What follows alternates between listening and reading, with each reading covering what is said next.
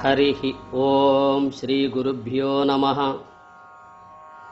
సర్వాధిష్టానమైన పరమాత్మకు నమస్కరిస్తూ లోకోద్ధారకులైన మహాత్ములందరికీ వందనములర్పిస్తూ మీ అందరి హృదయాలలో ఉన్న ఆత్మస్వరూపానికి నమస్కరిస్తూ, దివ్యాత్మస్వరూపులారా, జగద్గురు వేదాంతం లక్ష్మణార్యులు వ్యాఖ్యానించిన శ్రీ స్వరాజ్య భగవద్గీత ద్వితీయాధ్యాయం సాంఖ్యయోగం. బుద్ధియుక్తో జహాతిహ ఉభే సుకృత దుష్కృతే తస్మాద్యోగాయ యుజ్యస్వ యోగః కర్మసు కౌశలం. భగవద్గీత 2వ అధ్యాయం 50వ శ్లోకం.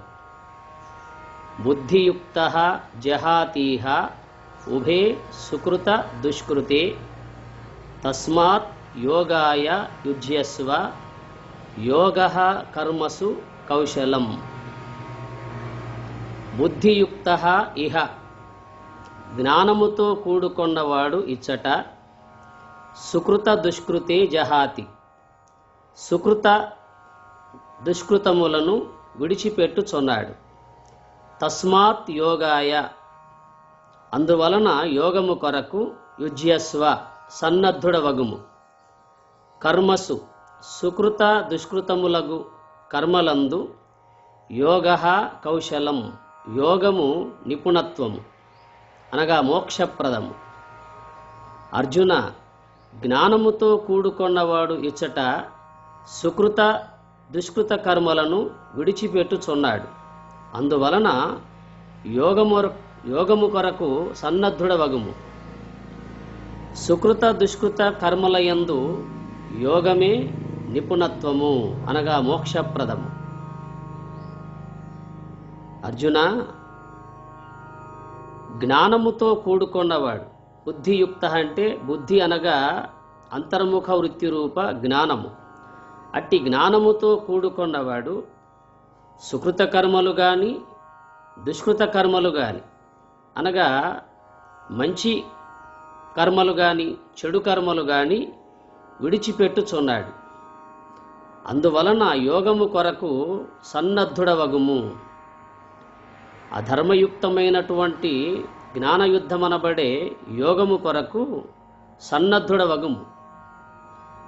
సుకృత దుష్కృతములగు కర్మలందు యోగమే నిపుణత్వము గలది అనగా మోక్షప్రదము గలది.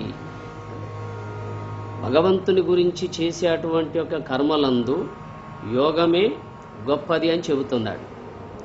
భగవంతుని గురించి చేసే కైంకర్యములు లోకములో ఎన్నో ఉన్నాయి. ఆ క్రియలన్నిటిలో, ఆ కర్మలన్నిటిలో యోగమే గొప్పది అని చెబుతున్నాడు.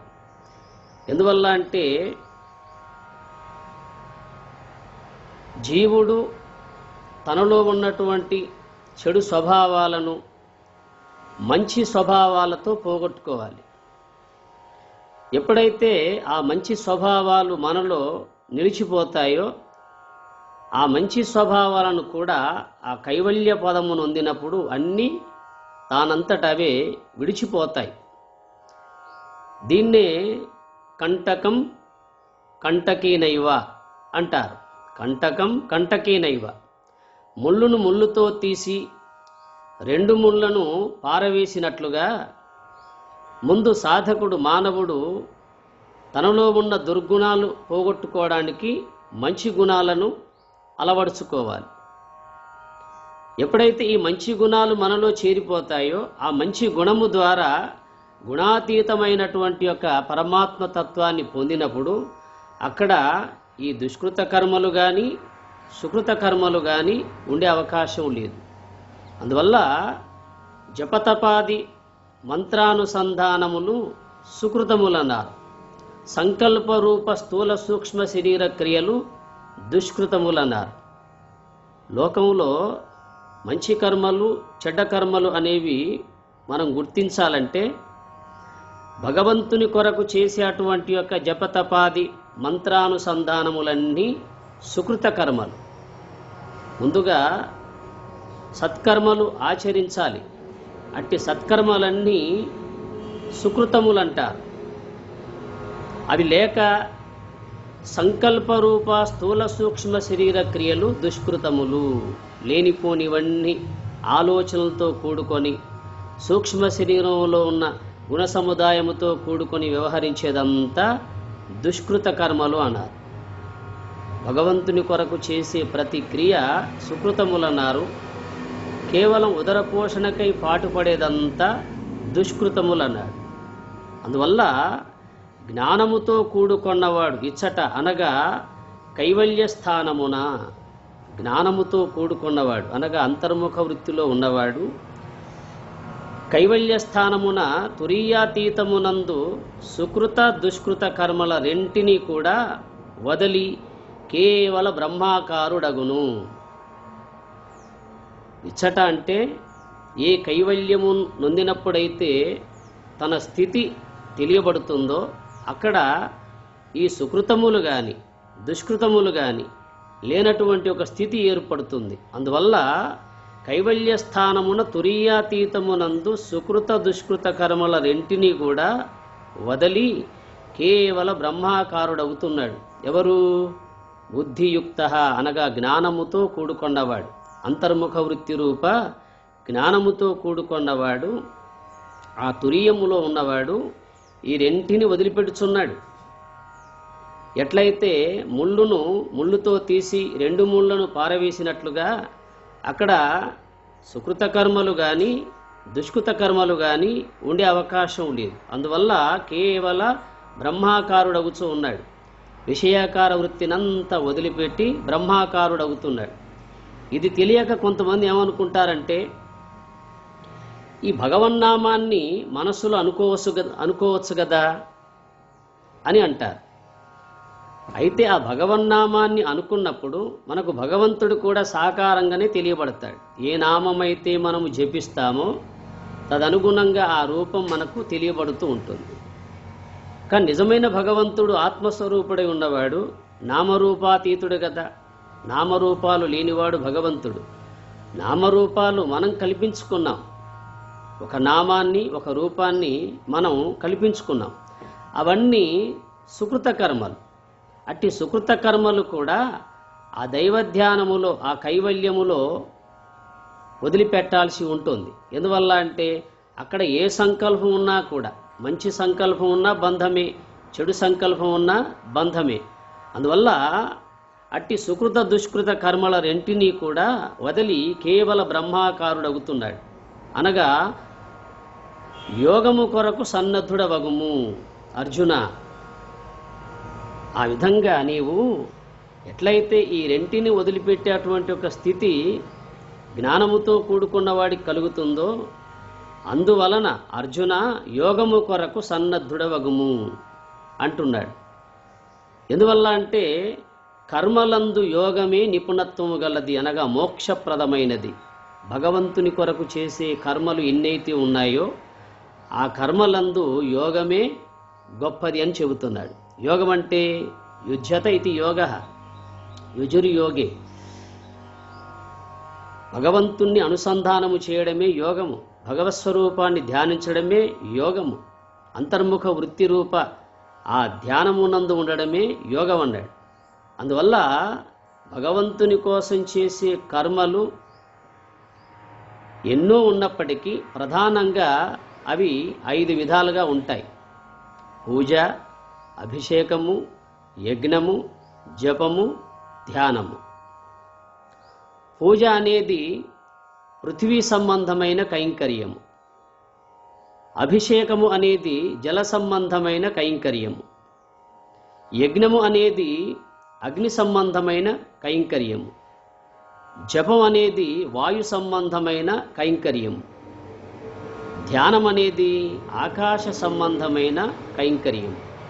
ఎట్లా అంటే పూజ అనేది పృథివీ సంబంధ కైంకర్యమని ఎందుకు చెప్పారంటే పూజలో మనము పృథివిలో ఉద్భవించినటువంటి పత్రము, పుష్పము ఇవన్నీ అర్పిస్తూ దేవుణ్ణి ఆరాధిస్తాం.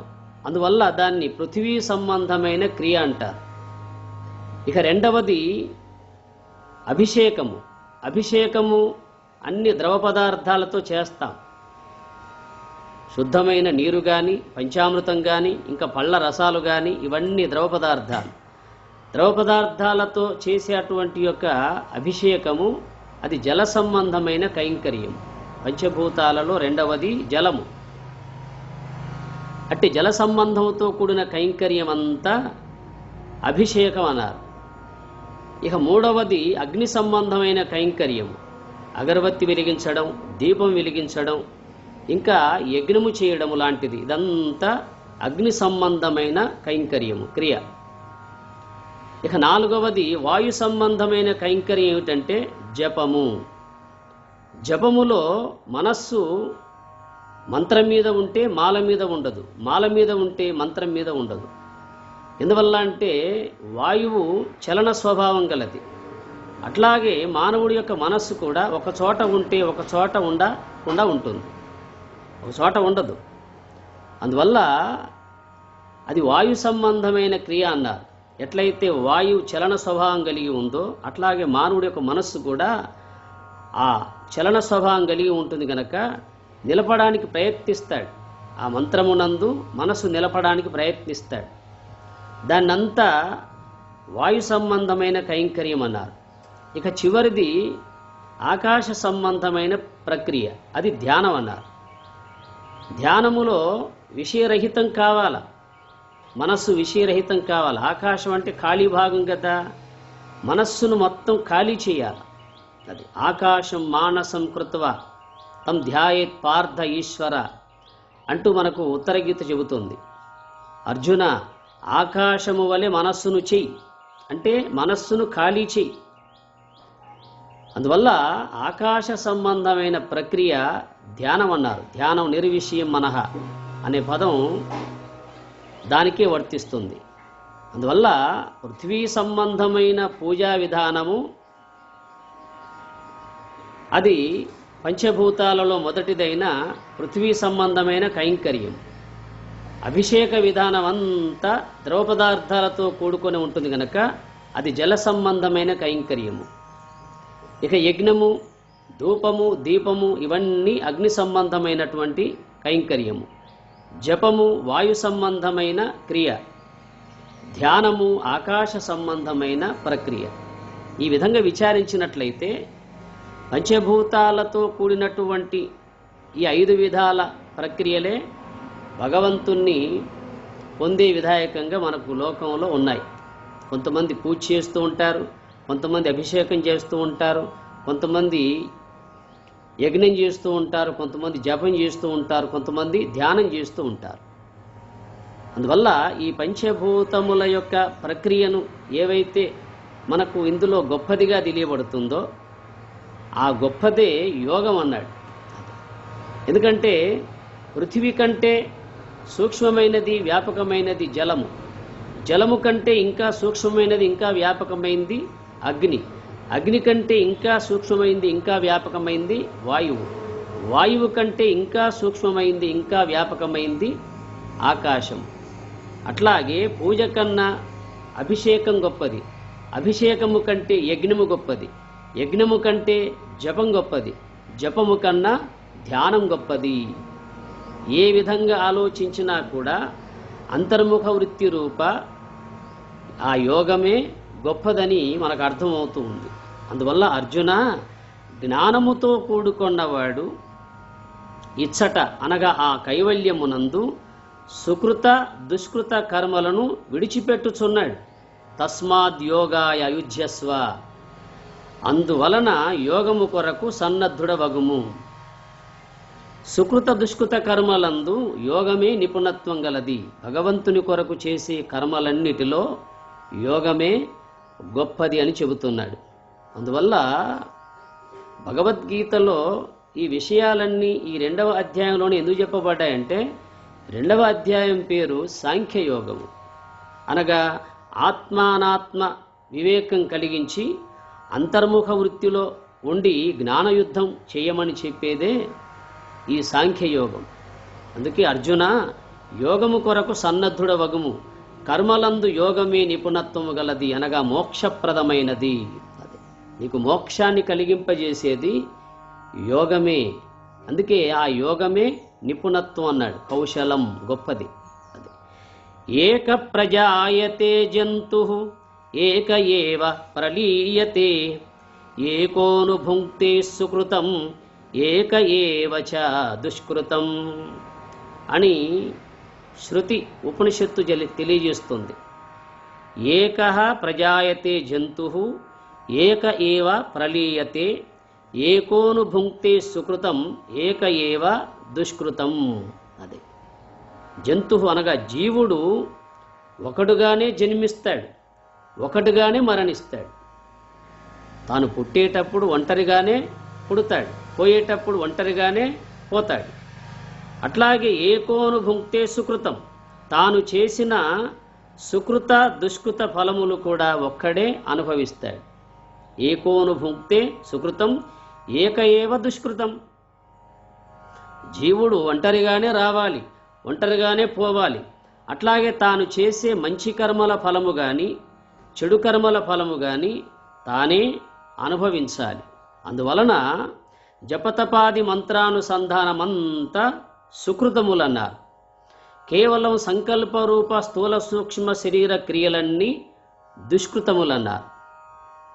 అందువల్ల మనలో ఉన్నటువంటి దురలవాట్లను ముందుగా తొలగించుకోవాల్సి ఉంటుంది. అవి సత్కర్మలు చేస్తే మనలో ఉన్న దుష్కృతులన్నీ దూరమైపోతాయి. అందువలన ఈ రెండు మళ్ళీ లేకుండా ఎక్కడుంటావయ్యా అంటే ఆ కైవల్యములో. ఆ కైవల్యము నొందినప్పుడు ఈ రెండు వదిలిపెట్టాల్సి ఉంటుంది. ఎందువల్ల అంటే సుసంకల్పం బంధమే, దుస్సంకల్పము బంధమే. సుసంకల్పం బంగారు సంకెళ్ళు, దుస్సంకల్పం ఇనుప సంకెళ్ళు. బంగారు సంకెళ్ళైనా ఇనుప సంకెళ్ళైనా బంధం బంధమే. అందువల్ల ఆ దైవ ధ్యానములో ఉన్నప్పుడు అట్టి సుకృత క్రియలు కూడా ఉండవు. ఎందువల్ల అంటే నివృత్తి రూపంలో ఉంటావు గనక, ప్రవృత్తి రూపాన్ని అధికరించి ఆ నివృత్తి రూపంలో ఉంటావు గనక, ఆ బ్రహ్మాకార వృత్తిలో ఉంటావు గనక అక్కడ కేవలం నీకు నీవుగానే ఆనంద స్వరూపుడవే ఉంటావు. అందువలన అర్జున, యోగము కొరకు సన్నద్ధుడవగుము. ఆ ధర్మయుద్ధాన్ని అవలంబించే కొరకు సన్నద్ధుడవగుము. ఎందువల్ల అంటే కర్మలన్నిటిలో కూడా ఆ యోగమే గొప్పది అని చెబుతున్నాడు. అందువల్ల భగవత్ సంబంధమైన కర్మలలో యోగమే మోక్షప్రదం. ఇది బాగా గమనించాల. భగవంతుని కొరకు మనం ఏవైతే చేస్తున్నామో అది పూజ కావచ్చు, లేదా అభిషేకం కావచ్చు, యజ్ఞం కావచ్చు, జపం కావచ్చు, ధ్యానం కావచ్చు, వీటిలో ఏది గొప్పదో మనకు అర్థమవుతూ ఉంది విశ్లేషించుకుంటే. అందువల్ల అట్టి గొప్పదైనటువంటి దాన్ని ఆశ్రయించినప్పుడే ఆ గొప్ప స్వరూపం మనకు లభించే అవకాశం ఉంటుంది. అందువల్ల మనలోనే విచారిద్దాం. మనస్సు కంటే గొప్పది బుద్ధి, బుద్ధి కంటే గొప్పది అహంకారం, అహంకారానికంటే గొప్పది తెలివి. మరి ఈ తెలివి కంటే గొప్పదేదయ్యా? ఆ తెలివికి కూడా ఆధారమైనదే గొప్ప వస్తువు. ఆత్మ వస్తువును ఆధారం చేసుకొనే తెలివి తెలుసుకుంటూ ఉంది. ఆత్మ వస్తువును ఆధారం చేసుకొనే మనలో ఉన్న అహంకారం అభిమానిస్తుంది. ఆత్మ వస్తువును ఆధారం చేసుకొనే మనలో ఉన్న బుద్ధి నిశ్చయవృత్తి కలిగి ఉంది. ఆత్మ వస్తువును ఆధారం చేసుకొనే మనలో ఉన్న మనస్సు సంకల్పిస్తుంది. మరి ఇన్నిటికి ఆధారమైనటువంటి యొక్క ఆత్మతత్వాన్ని పొందాలంటే అంతర్ముఖ వృత్తి రూప ఆ ధ్యాన యోగమే గొప్పది అని చెప్పారు. అందువల్ల అర్జున, కర్మలందు యోగమే గొప్పదయ్యా. అట్టి యోగముతో కూడుకున్నవాడు, అట్టి బుద్ధియుక్తుడు ఈ సుకృత కర్మలను దుష్కృత కర్మలను ఆ కైవల్యములో వదిలిపెట్టుచున్నాడు. అందువలన తస్మాత్ యోగాయ యుజ్యస్వ, అందుకొరకు యోగము కొరకు సన్నద్ధుడవగుము అంటున్నాడు. ఆ ధర్మయుద్ధము, ఆ సత్యయుద్ధము, జ్ఞానయుద్ధం కొరకు సన్నద్ధుడవై నిలువు అని తెలియజేస్తున్నాడు. అందువలన ప్రతి ఒక్క మానవుడు ఏనాటికైనా, ఇప్పుడు కాకపోయినా ఏనాటికైనా సత్యం గ్రహించినట్లయితే మనము కూడా ఆ అర్జునునికి చెప్పినటువంటి ఒక ప్రతి విషయాన్ని మన వైపు తిప్పుకొని ఆలోచిస్తే అందరూ అంతర్ముఖ వృత్తి రూప ఆ బుద్ధియోగముతోటి ఆ జ్ఞానయోగముతోటే మనం కలిసి ఉండే అవకాశం ఉంటుంది. అందువల్ల ప్రతి ఒక్కరూ భగవద్గీతను చదువుతూ భగవద్గీతలో ఉన్న విషయాన్ని అంతరార్థంగా గ్రహించి అంతర్ముఖులమైనమంటే మన జన్మ సార్థకమవుతుంది. అట్టి స్థితి సద్గురునాథుడు సర్వేశ్వరుడు మీ అందరికీ కలిగించాలని కోరుతూ తదీశ్వరుణ్ణి ప్రార్థిస్తూ హరి ఓం తత్సత్.